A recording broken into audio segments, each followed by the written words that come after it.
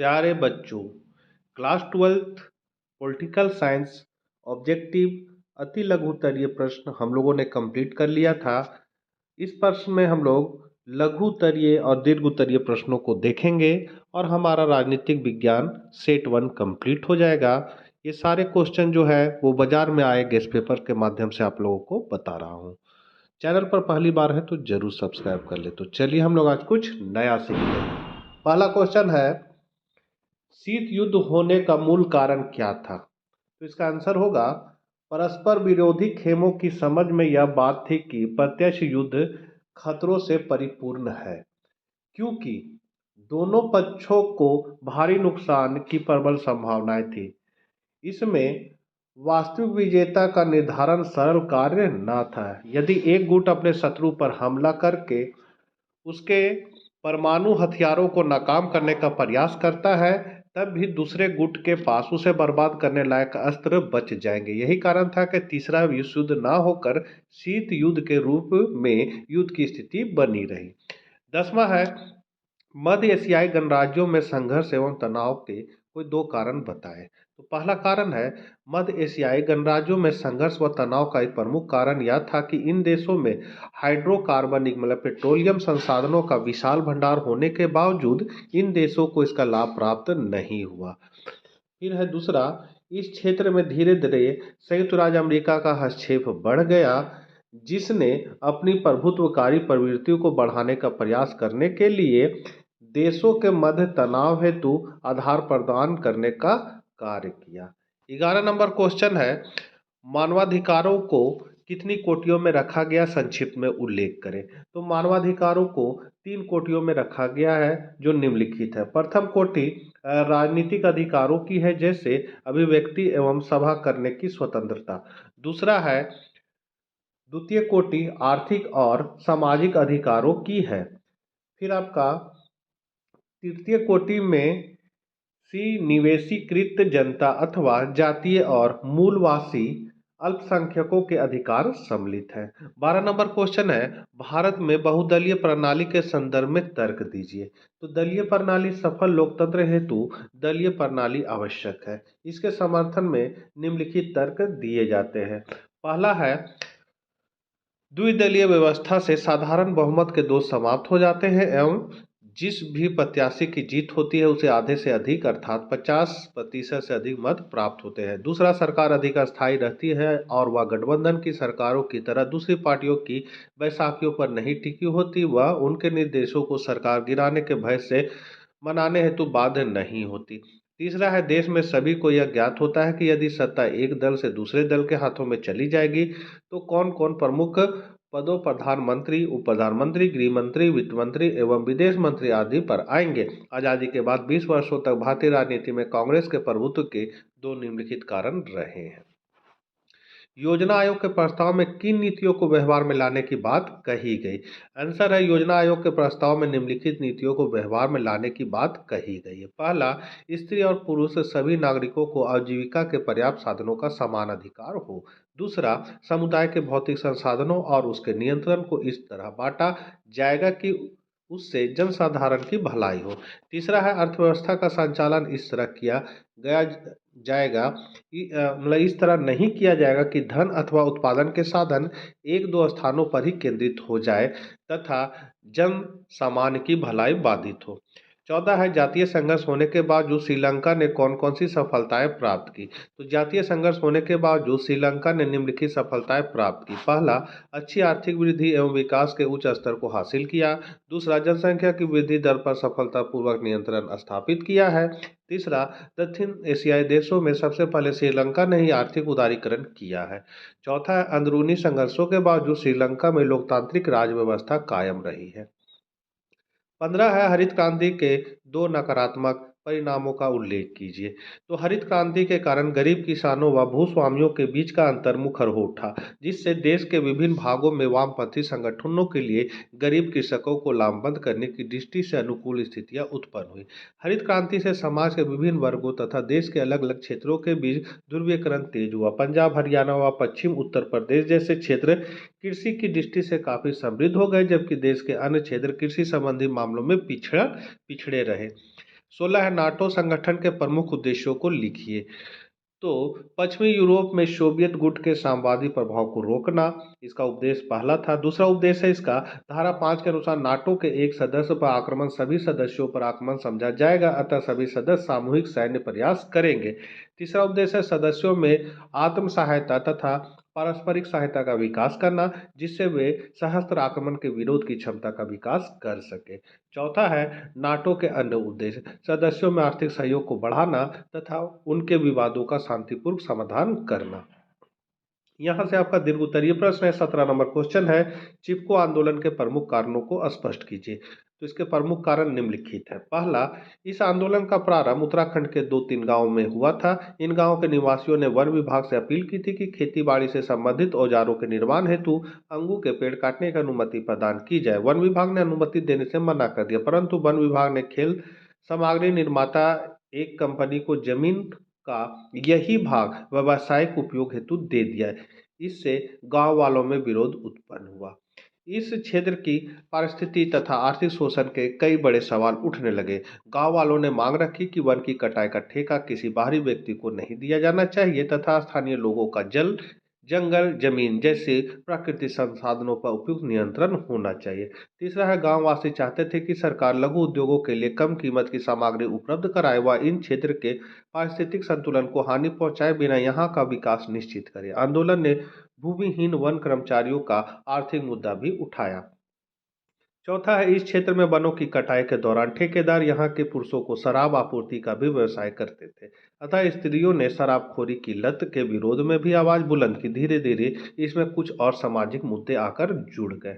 18 है गठबंधन की राजनीति की विचारधारा किन पहलुओं पर निर्भर करती है। तो गठबंधन की राजनीति की विचारधारा के प्रमुख पहलू है। पहला है नई आर्थिक नीति पर सहमति। कई समूह नई आर्थिक नीति के खिलाफ है, लेकिन ज्यादातर राजनीतिक दल इन नीतियों के पक्ष में है। अधिकतर दलों का मानना है कि नई आर्थिक नीतियों से देश समृद्ध होगा और भारत विश्व की एक आर्थिक शक्ति बनेगा। दूसरा है पिछड़ी जातियों के राजनीतिक और सामाजिक दावे की स्वीकृति। तो इसका डिटेल है राजनीतिक दलों ने पहचान लिया कि पिछड़ी जातियों के सामाजिक और राजनीतिक दावे को स्वीकार करने की जरूरत है। इस कारण आज भी राजनीतिक दल शिक्षा और रोजगार में पिछड़ी जातियों के लिए सीटों के आरक्षण के पक्ष में है। राजनीतिक दल यह भी सुनिश्चित करने के लिए तैयार है कि अन्य पिछड़ा वर्ग को सत्ता में समुचित हिस्सेदारी मिले। तीसरा है देश के शासन में प्रांतीय दलों की भूमिका की स्वीकृति।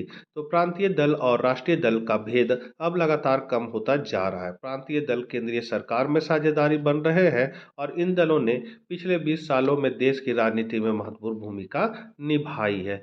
चौथा है विचारधारा की जगह कार्य सिद्धि पर जोर और विचारागत सहमति के बगैर राजनीतिक गठजोड़। तो गठबंधन की राजनीति के इस दौर में राजनीतिक दल विचारागत अंतर की जगह सत्ता में हिस्सेदारी की बातों पर जोर दे रहे हैं। मिसाल के लिए अधिकतर दल भाजपा के हिंदुत्व की विचारधारा से सहमत नहीं है, लेकिन ये दल भाजपा के साथ गठबंधन में शामिल हुए और सरकार बनाई जो 5 साल तक चली।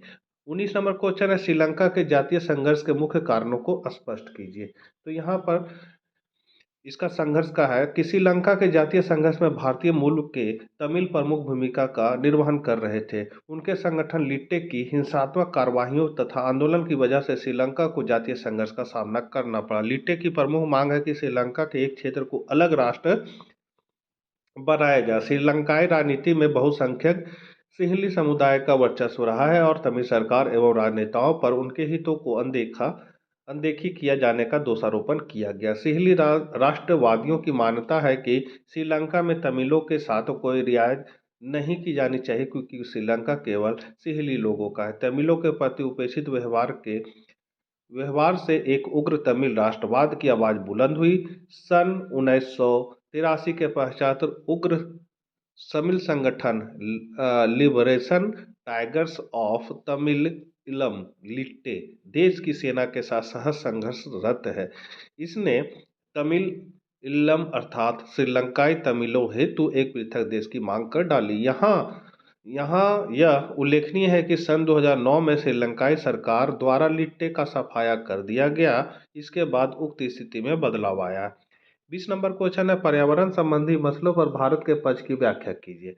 तो ग्रीन हाउस गैसों के उत्सर्जन को नियंत्रित करने हेतु भारत द्वारा किए गए निम्न प्रयास विशेष रूप से उल्लेखनीय। पहला है, हमारे देश भारत ने क्योटो प्रोटोकॉल को सन 2002 में हस्ताक्षरित करने का उसका अनुमोदन किया है। भारत ने अपनी राष्ट्रीय मोटरकार ईंधन नीति के अंतर्गत वाहनों के लिए स्वस्तर ईंधन अनिवार्य कर दिया है। सन 2001 में पारित ऊर्जा संरक्षण अधिनियम के अंतर्गत ऊर्जा के अधिक कारगर उपयोग पर विशेष जोर दिया गया है।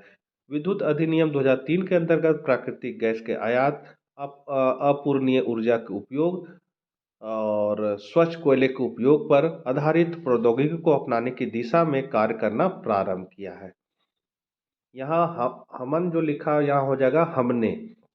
ठीक है। पांचवा है, भारत बायोडीजल से संबंधित एक राष्ट्रीय मिशन चलाया जा रहा है जिसमें जैविक उत्पादों का प्रयोग कर डीजल प्राप्त किया जा रहा है ताकि परंपरागत ऊर्जा संसाधनों का संरक्षण हो तथा ग्रीन हाउस गैसों का उत्सर्जन भी न हो। उक्त उदाहरणों से भारत सरकार के पर्यावरण से संबंधित विभिन्न कार्यक्रमों के माध्यम से वैश्विक प्रयासों में भाग लेते रहने का भी पता चलता है। 21 है, भारत के पड़ोसी देशों के साथ संबंधों का विवेचन करें। तो भारत ने अपने पड़ोसी देशों के साथ शांति एवं मित्रता का संबंध बनाए रखना चाहता है। भारत की स्वतंत्रता के साथ ही पाकिस्तान का जन्म एक पड़ोसी के रूप में हुआ। दोनों देशों का संबंध कश्मीर मामलों को लेकर हमेशा से तनावपूर्ण रहा है। भारत चीन संबंध एशिया की सुदूर पूर्वी राजनीति की एक बड़ी घटना है। 1954 में पंचशील संधि तथा 1962 में चीनी आक्रमण के चलते दोनों देश एक दूसरे के करीब और दूर होते रहे। पाकिस्तान और चीन को छोड़कर भारत के संबंध अन्य सभी पड़ोसी राज्यों से मधुर रहे। भारत ने हमेशा नेपाल, भूटान, बांग्लादेश तथा अन्य पड़ोसी देशों के विकास से पर्याप्त योगदान दिया है। भारत की सोच है कि पड़ोसी देशों से मैत्रीपूर्ण संबंध सैन्य दृष्टि से समर्थ राज्यों के लिए भी आवश्यक हो जाते हैं। यदि अपने पड़ोसी देशों से मधुर संबंध रहे तो संबंधित देश मानसिक चिंताओं और तनाव के वातावरण से मुक्त होकर अपने साधनों का अधिकांश विकास संबंधी कार्यों में लगा सकता है। 22 नंबर क्वेश्चन है, भारत में संपन्न हुए प्रमुख जन आंदोलनों के बारे में बताएं। तो पहला है चिपको आंदोलन। यह भारत के उत्तराखंड के चमोली नामक स्थान पर प्रारंभ हुआ जन आंदोलन था जो पेड़ों की रक्षा के लिए संपन्न हुआ था। इस आंदोलन में महिलाओं ने अपनी सक्रिय भूमिका का निर्वहन किया था। लोगों के विरोध के आगे झुककर अंततः हिमालयी क्षेत्रों में वनों की कटाई पर 15 वर्षों के लिए प्रतिबंध लगा दिया गया। यह आंदोलन 70 व 80 के दशक में जन आंदोलन का प्रतीक बन गया था।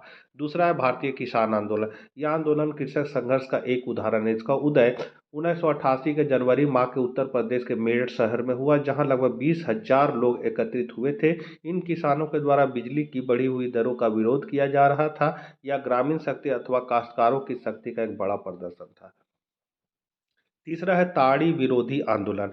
यह आंदोलन दक्षिणी भारतीय राज्य आंध्र प्रदेश में हुआ था। यह महिलाओं का एक स्वतः स्फूर्त आंदोलन था जिसमें महिलाएं अपने समीप बिक्री रही मदिरा की बिक्री का विरोध कर रही थी। ग्रामीण महिलाओं ने शराब के खिलाफ लड़ाई छेड़ रखी थी। यह लड़ाई माफिया व सरकार दोनों के खिलाफ थी। इस मदिरा विरोधी आंदोलन की व्यापकता के आधार पर इसे ताड़ी विरोधी आंदोलन कहा गया।